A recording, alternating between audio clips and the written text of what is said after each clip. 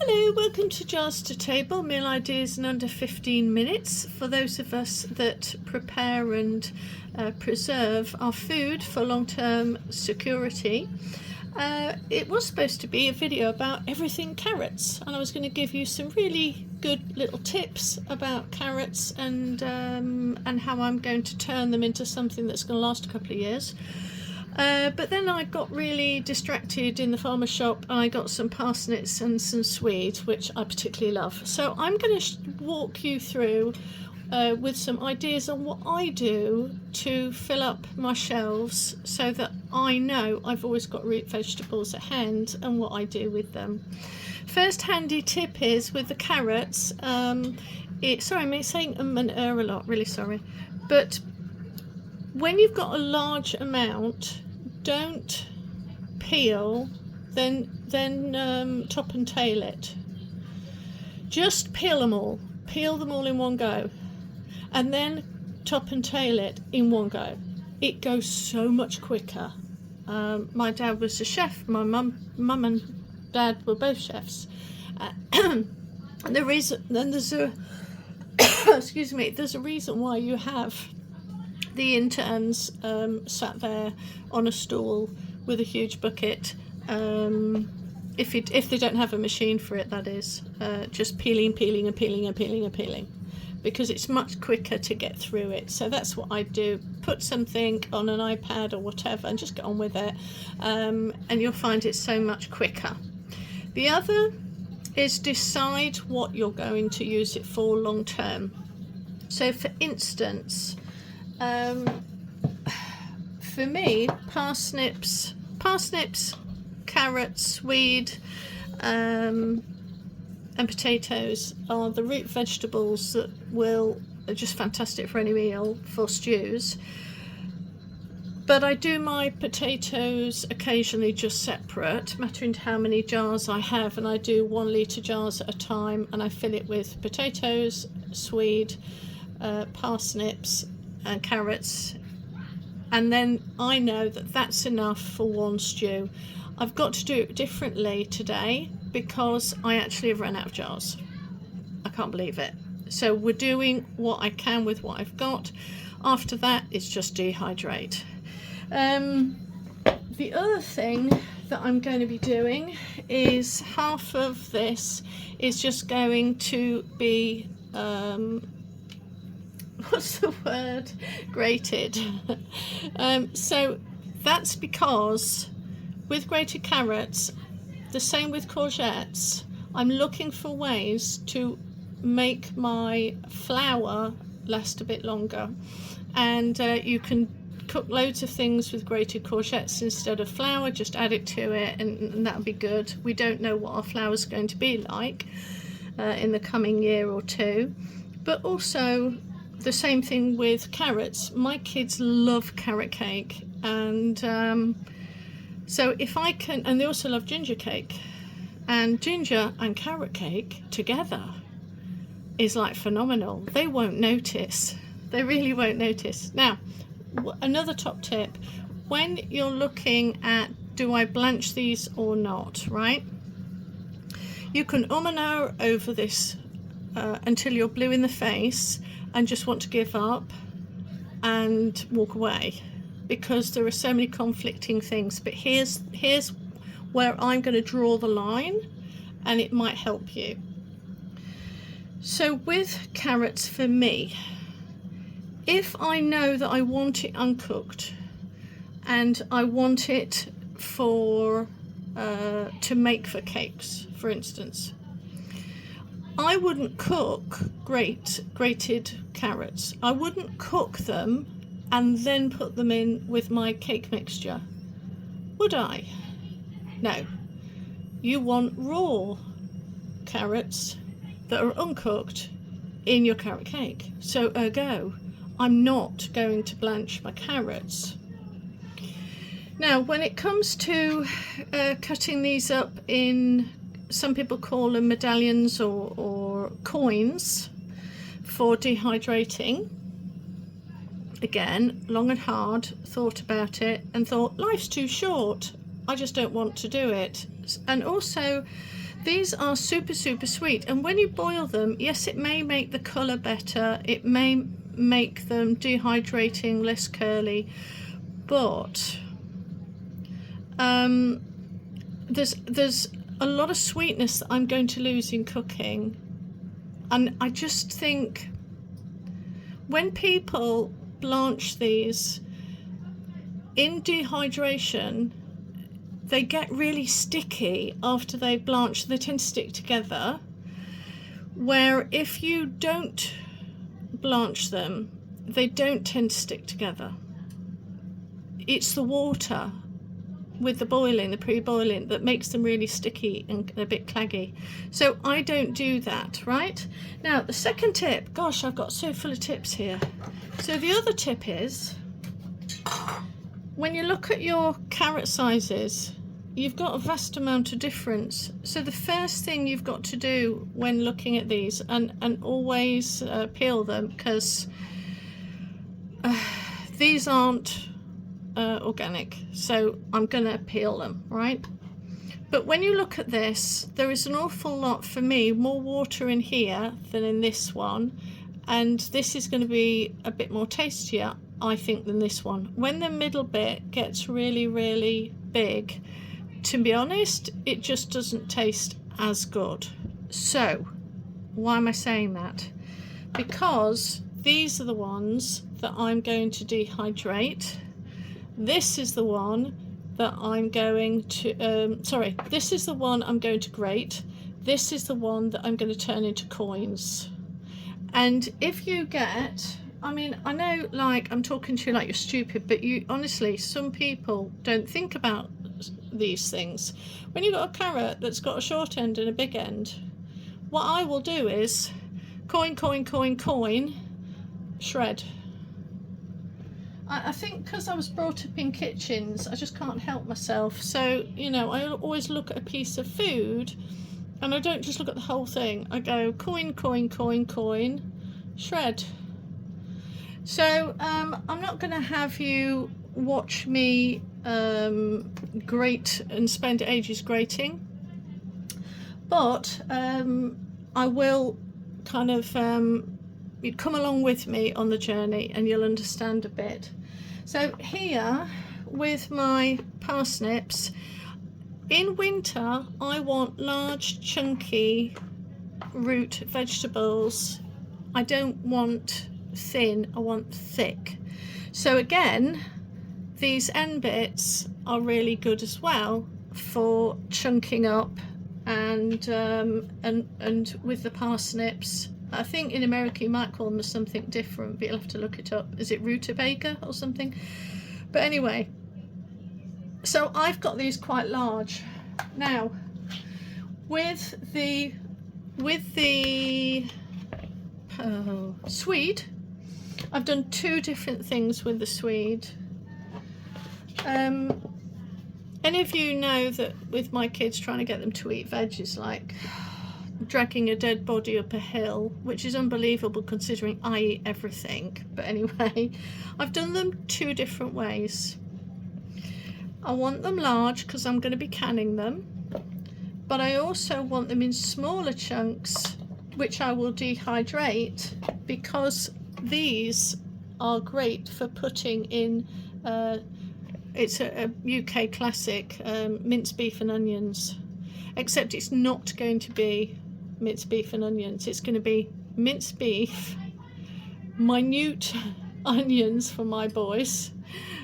Onions is a separate video I'm about to do, and these God, I've forgotten the name of it now. I'm so tired. Swede.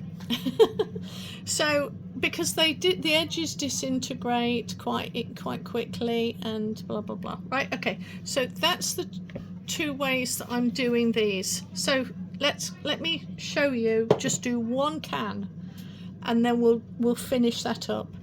So get whatever size you have that you like, and I'm just going to do a handful of the parsnips, a handful of the swede, And then very quickly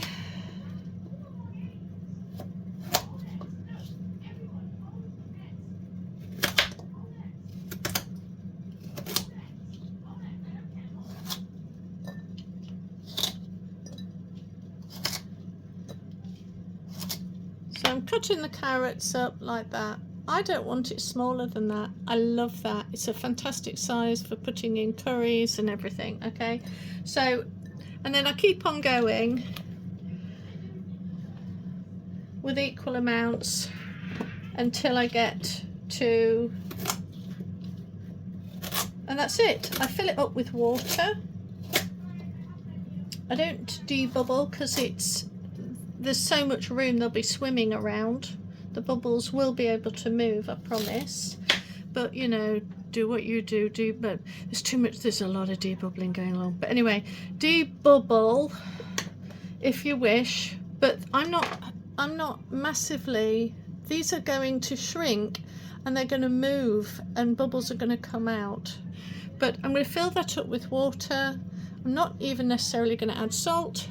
And I'm gonna have to look. I'm having a brain fart at the moment. I think it's I'll put it at the top here whether I'm going to water bath it, because I think with carrots, I can't remember now. Blimey, hold on. Yeah, brain fog moment. The parsnips need a little bit longer than the carrots, so these are going to be in for about 35-40 minutes. And although I can do this at a weight for 10, I'm actually going to set my weight for 15, just so you know it's definitely done. So yeah, that's how I'm doing it, and let's see how many I can get done. Okay, so I've done a few of these, and you can see I've filled it up to here. Make sure that these aren't bobbling too much on the too high up, because if it's boiling, these will bubble up and they'll hit on the middle and you can get some siphoning, so just be really careful of that. Right, another tip is you can actually get away with water bathing the carrots, but it's the parsnips that are the issue.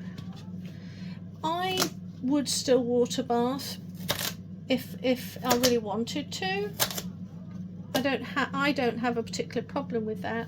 I would just add a teaspoon of sugar, not a teaspoon, sort of a half a teaspoon of sugar, a glug of vinegar, and then you'll find that will work quite well. And you can water bath that then, because I think that's the right, but you know, confer to your own book, but that's what I found anyway. So again, we take this, give it a good shake, and you'll actually find room to put some more. Fill it up with water. About an inch from the top.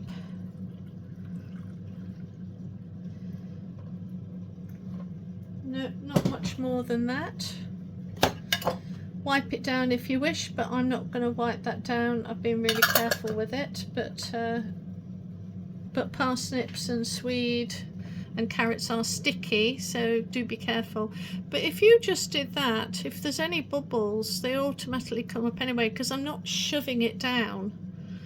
But that's fine.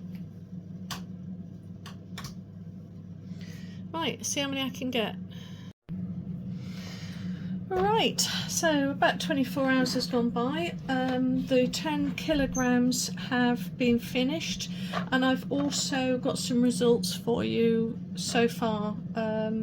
So here, sorry about the banging, this is I think 1 or 2 trays, and they have everything orange. Isn't it lovely?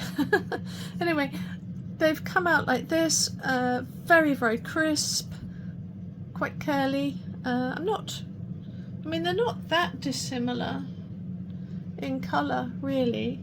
But I want you to show you how I pack it, because really top tip, 2 top tips, okay? I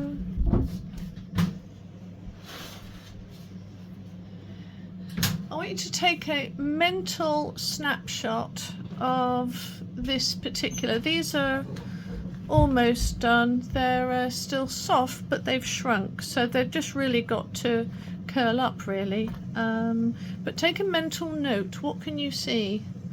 Now halfway through any dehydrating, especially if I'm doing it on trays, I always give it a little mix around, and then I put it back like that, and it goes back in to finish off.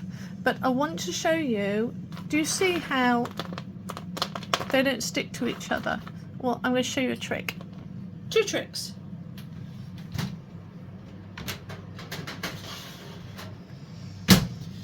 So this is going to seem a bit odd, but the first trick, can you see, is that this has all been put in water, cold water, not hot.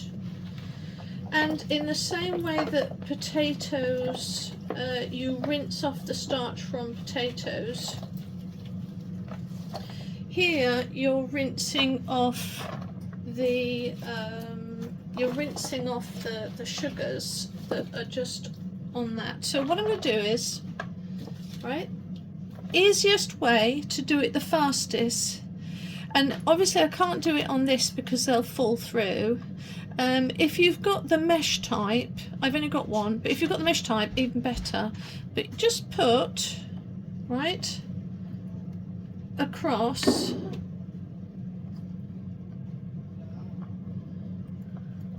like this, okay?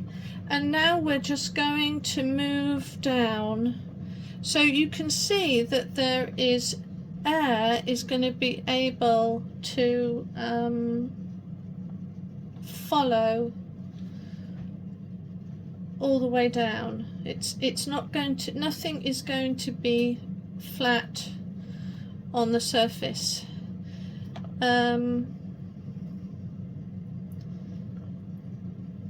you might be able to just slot some little ones in, and I promise you they won't stick together. As long as one, whoops, a big one, as long as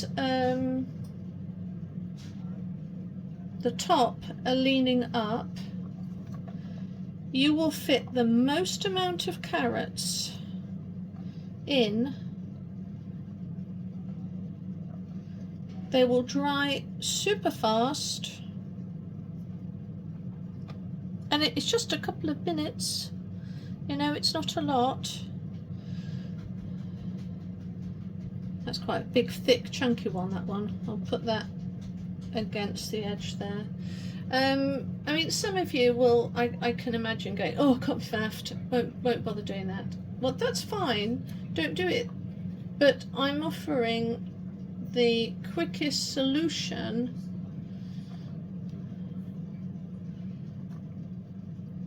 that don't stick together, that you can fit the most on, that will dry just beautifully.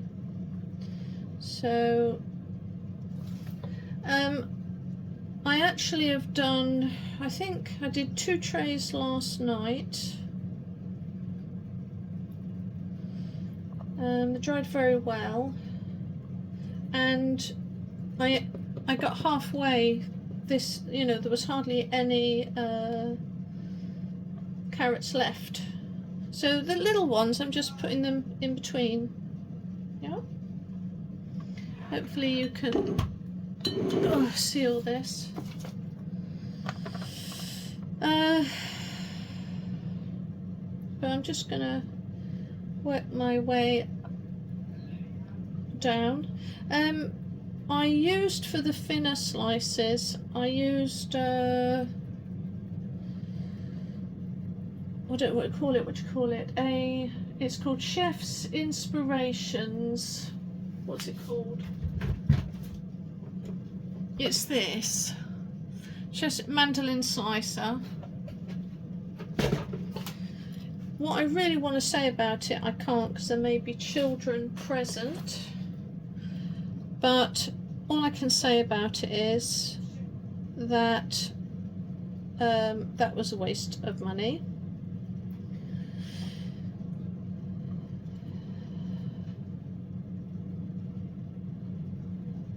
We've nearly finished. Didn't take me long at all to do it. All layered up.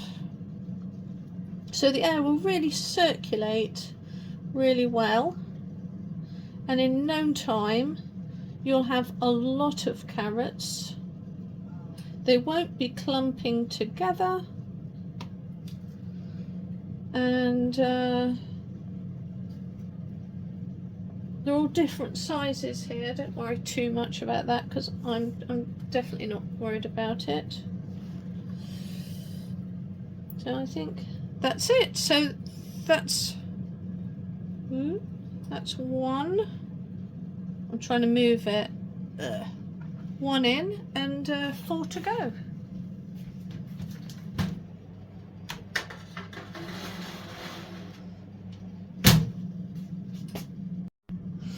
Oh yeah, there was something I did want to say actually. Excuse me, I've got a bit of dust in my throat. That mandolin just was awful at get that cabbage off. Excuse me.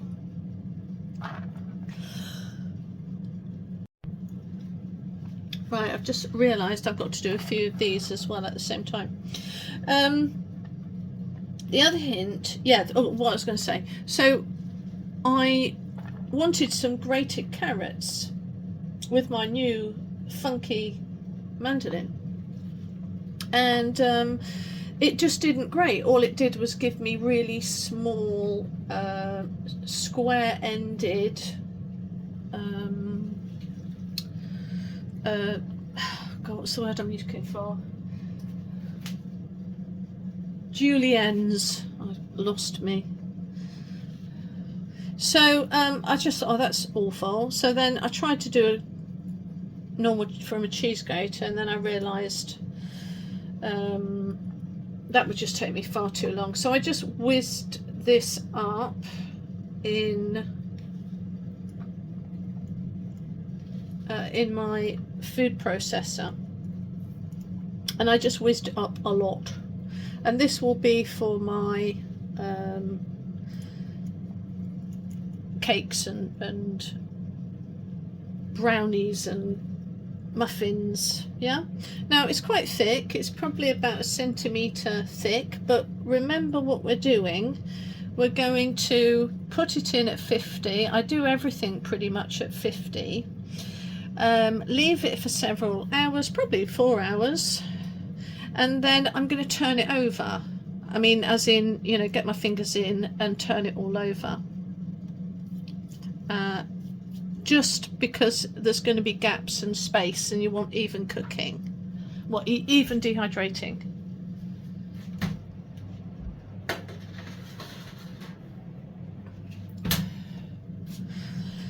Right. Okay, back to doing the carrots then.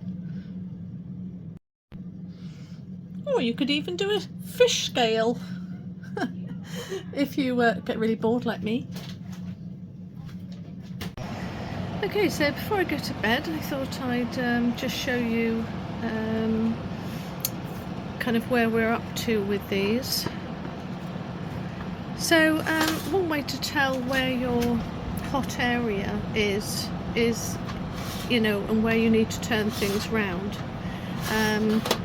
is by kind of seeing what dries the quickest. And then what I tend to do is move everything up like that. Obviously I'm trying to record with one hand, mix it up and then push it back to the corners, and you will find that it'll dry much quicker that way. I do that constantly. Look at that. See, it just separates really easily. I mean, obviously it's better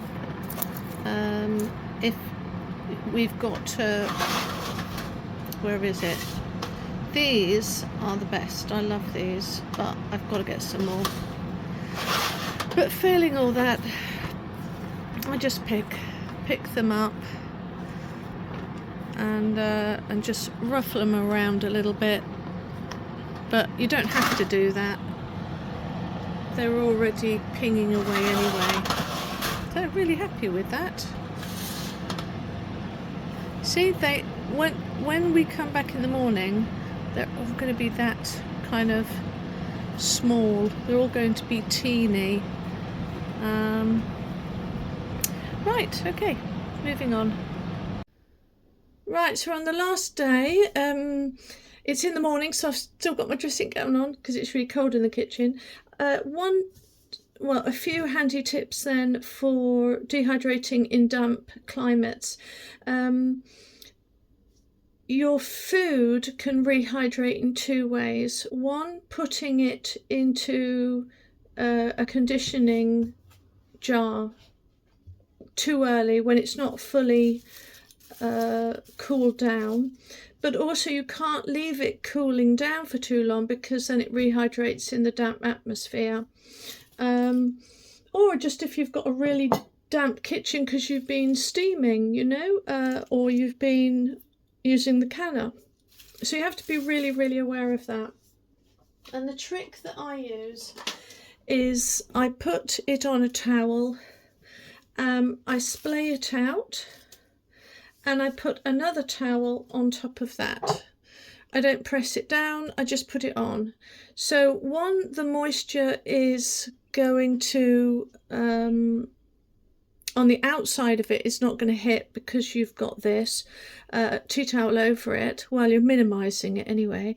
And the other is you're still allowing heat to come out rather than putting it in an enclosed airtight place. So leave this for about 15 minutes, and then what you do is because you know our hand temperatures are different and we second guess ourselves sometimes, you can touch it and go, oh, I just don't know, is it cold enough? So you just put your hand underneath it, feel it, and imagine you're putting a knob of cold butter on. If you feel that the butter would actually begin to melt even a fraction, even a little bit, then just leave it for another 5 minutes. But generally 15 minutes on the surface like this. Any steam or heat that's rising from it will go into the tea towel, and then you're ready to go and put it into some form of jar for the conditioning time. Okay. So it's the big reveal time, favourite bit, the bit that we all look forward to. We have these assorted different jars of my mixture of root vegetables, 2, 4, 6, 8. Then for the dried carrots, out of that 10 kilogram sack, this is how much it boils down to. So with my next sack, I'm probably going to do 2 of these and then this again, but I need some more shredded carrot, I think. And then I've got my parsnips. These I'm not leaving in here. I'm just going to leave them for a bit just to check they're fully dry, but there's too much air in that, so I'm going to have to vacuum seal it. And what I usually do is I put something in a small jar like this or in my cupboards, and then I vacuum seal the rest. So I'll be doing that with all of them.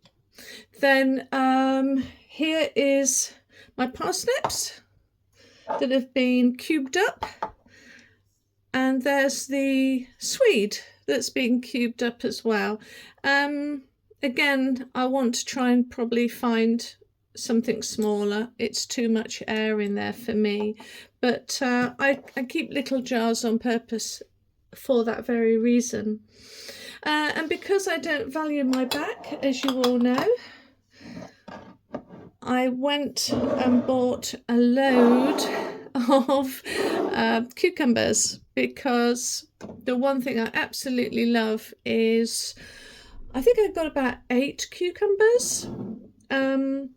So this is my onion, cucumber. Some people either call it a sandwich pickle or they call it bread and butter pickle. And really it is just vinegar and sugar, really, with some mustard seeds, celery seeds. I usually put in a few chili flakes, brown sugar, turmeric. But yeah, I go through that in sort of 4 days. I can never get enough of this. And the good thing about it is you can do it in, and this is a 100 milliliter jar. You can actually do it in large, because it's just vinegar and sugar. Really, it's very difficult for it to actually go off. So as long as you go down the lid, keep all of the contents below the level of the water once it's opened, it's not going to go off. I've had pickled eggs for about 1.5 years in my fridge, and it hasn't even been sealed at all, water bathed or pressure canned or whatever. It's literally, as long as the eggs are submerged, it keeps it. Okay, well, I hope that you enjoyed my little journey through carrot exploration. I would have canned an absolute ton of my stewed, not stewed, my pressure canned carrots and parsnips and swede, but I've run out of jars, so I've got to order some, and as soon as they're ordered, I'll probably do, I'd like to do another 50 of them, really, and I'm still going to run out, but that's good for now. Okay, well, I hope that enthused you and realised it's not so difficult to do.